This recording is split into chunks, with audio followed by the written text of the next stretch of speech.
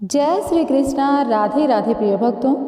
माघ मास अर्थात माधव का मास, और इस मास में माधव अर्थात भगवान श्री कृष्ण की लीलाएं सुनने का बहुत अधिक महत्व है। भगवान श्री कृष्ण की लीलाएं सुनना आप लोगों के लिए बहुत ही ज़्यादा पुण्य फलदायी है और आपका जीवन सुख में बीते, इसलिए आप अवश्य सुने। आज मैं आप लोगों को बताऊं कि हमारा जो शाम के समय वीडियो आता है उसमें भगवान श्री कृष्ण का श्रीमद् भागवत महापुराण का जो अध्याय है वह होता है। तो आज हमारे इस वीडियो में मैं आप लोगों को द्वितीय स्कंद जो है वह आज से शुरू हो रहा है, उसका प्रथम अध्याय सुनाने वाली हूँ। तो आप लोग पूर्ण श्रद्धा भाव के साथ में सुनेगा और कमेंट बॉक्स में पहले लिख दीजिए जय श्री राधे कृष्णा, और हाँ, चैनल को सब्सक्राइब कर लीजिए। तो चलिए शुरू करते हैं आज का यह अध्याय। इसमें ध्यान विधि और भगवान के विराट स्वरूपों का वर्णन है। ओम नमो भगवते वासुदेवाय। श्री सुखदेव जी ने कहा, परीक्षित, तुम्हारा लोकहित के लिए किया हुआ यह प्रश्न बहुत ही उत्तम है। मनुष्यों के लिए जितनी भी बातें सुनने, स्मरण करने या कीर्तन करने की हैं, उन सब में यह श्रेष्ठ है। आत्मज्ञानी महापुरुष ऐसे प्रश्न का बड़ा आदर करते हैं। राजेंद्र, जो गृहस्थ घर के काम धंधों में उलझे हुए हैं, अपने स्वरूप को नहीं जानते, उनके लिए हजारों बातें कहने, सुनने एवं सोचने करने की रहती हैं। उनकी सारी उम्र यूं ही बीत जाती है। उनकी रात नींद या स्त्री प्रसंग से कटती है और दिन धन की हाय हाय या कुटुंबियों के भरण पोषण में समाप्त हो जाता है। संसार में जिन्हें अपना अत्यंत घनिष्ठ संबंधी कहा जाता है, वे शरीर, पुत्र, स्त्री आदि कुछ भी नहीं हैं, असत्य हैं, परंतु जीव उनके मोह में ऐसा पागल हो जाता है कि रात दिन उनको मृत्यु का ग्रास होते देखकर भी चेतता नहीं। इसलिए परीक्षित, जो अभयपद को प्राप्त करना चाहता है, उसे तो सर्वात्मा सर्वशक्तिमान भगवान श्री कृष्ण की ही लीलाओं का श्रवण, कीर्तन और स्मरण करना चाहिए। मनुष्य जन्म का यही इतना ही लाभ है कि चाहे जैसे हो, ज्ञान से, भक्ति से अथवा अपने धर्म की निष्ठा से जीवन को ऐसा बना लिया जाए कि मृत्यु के समय भगवान की स्मृति अवश्य बनी रहे। परीक्षित, जो निर्गुण स्वरूप में स्थित है एवं विधि निषेध की मर्यादा को लांघ चुके हैं, वे बड़े बड़े ऋषि मुनि भी प्रायः भगवान के अनंत कल्याण में गुणों को वर्णन में रमे रहते हैं।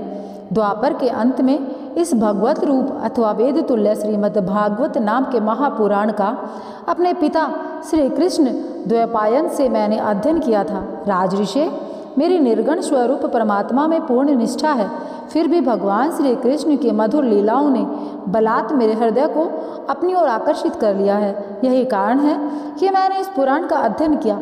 तुम भगवान के परम भक्त हो, इसलिए तुम्हें मैं इसे सुनाऊंगा।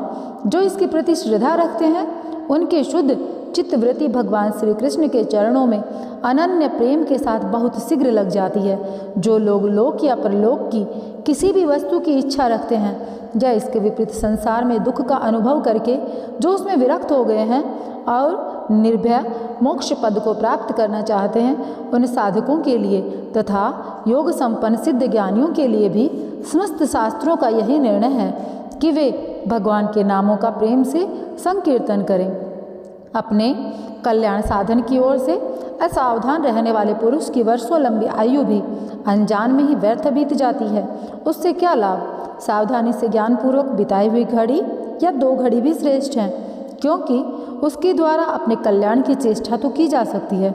राजऋषि खटवांग अपनी आयु की समाप्ति का समय जानकर 2 घड़ी में ही सब कुछ त्याग कर भगवान के अभय पद को प्राप्त हो गए। परीक्षित, अभी तो तुम्हारे जीवन की अवधि 7 दिन की है।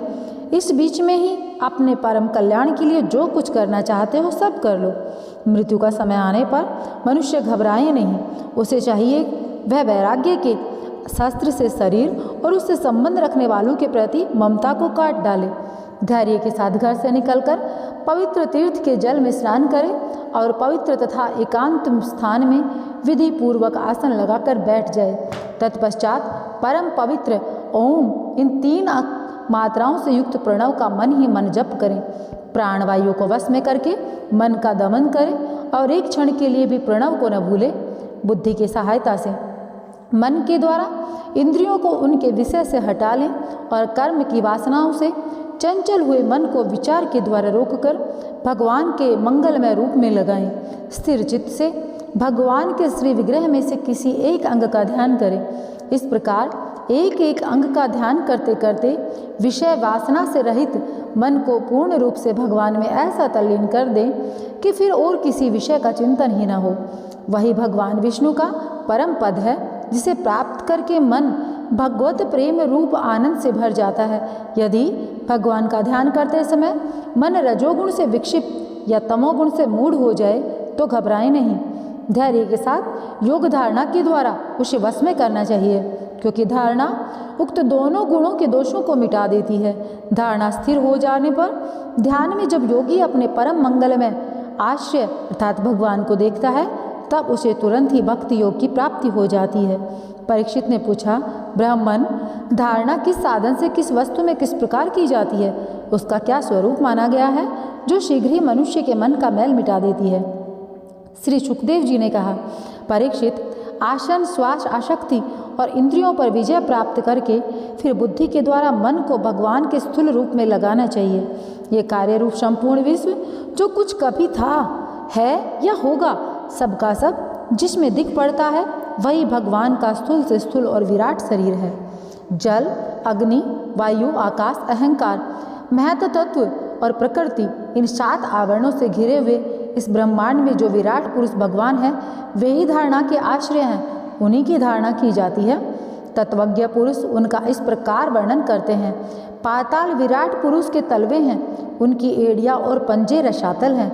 दोनों गुल्फ एड़ी के ऊपर की गांठें महातल हैं, उनके पैर के पिंडे तलातल हैं।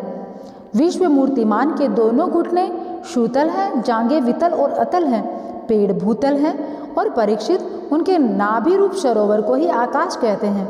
आदि पुरुष परमात्मा की छाती को स्वर्गलोक, गले को महरलोक और मुख को जनलोक और ललाट को तपोलोक कहते हैं।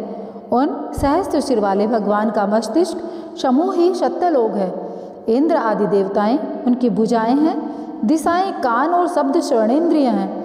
दोनों अश्विनी कुमार उनकी नासिका के छिद्र हैं। गंध घ्राणेन्द्रिय हैं और धधकती हुई आग उनका मुख है। भगवान विष्णु के नेत्र अंतरिक्ष हैं, उनमें देखने की शक्ति सूर्य है। दोनों पलकें रात और दिन हैं। उनका भ्रू विलास ब्रह्मलोक है। तालु जल है और जिह्वा रस। वेदों को भगवान का ब्रह्मरंध कहते हैं और यम को दाढ़ें। सब प्रकार के स्नेह दांत हैं और उनकी जगन मोहिनी माया को ही उनकी मुस्कान कहते हैं। यह अनंत सृष्टि उसी माया का कटाक्ष विक्षेप है। लज्जा ऊपर का होठ और लोभ नीचे का होठ है। धर्म स्तन और अधर्म पीठ है। प्रजापति उनके मूत्रेंद्रिय हैं। मित्रावरुण अंडकोश है। समुद्र कोक है और बड़े बड़े पर्वत उनकी हड्डियां हैं।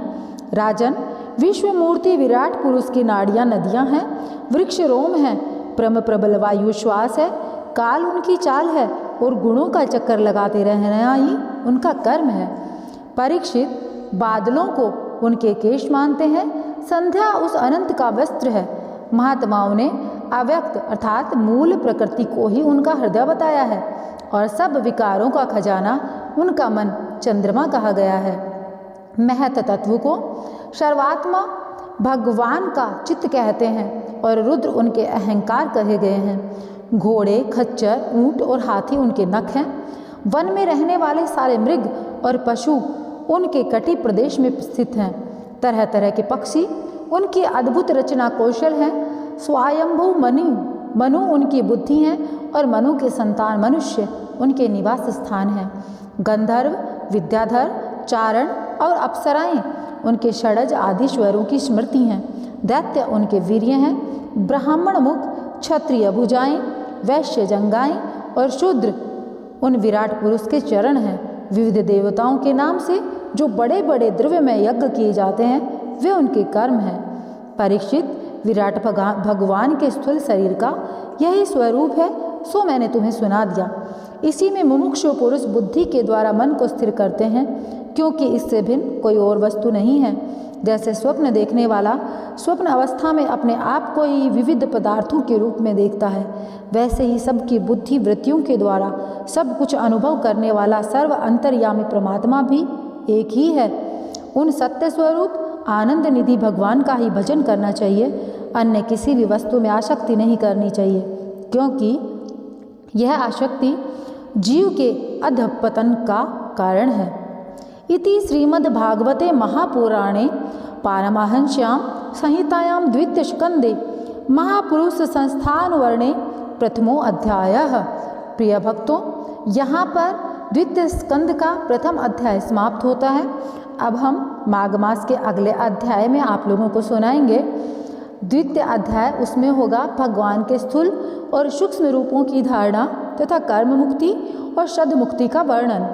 तो उसको सुनने के लिए आपको क्या करना होगा, चैनल को सब्सक्राइब कर लीजिए और वीडियो को लाइक कर दीजिए और कमेंट बॉक्स में लिख दीजिए जय जय श्री राधे कृष्णा। भगवान श्री कृष्ण और राधे रानी आपका जीवन सदैव मंगल में रखे, आपको कभी कोई कष्ट ना हो, इस लोक में भी और परलोक में भी आपका हमेशा भगवान साथ दें, आपके ऊपर भगवान का आशीर्वाद सदैव बना रहे। इसी कामना के साथ में मैं आप लोगों से विदा लेना चाहूँगी। जय श्री कृष्णा, राधे राधे।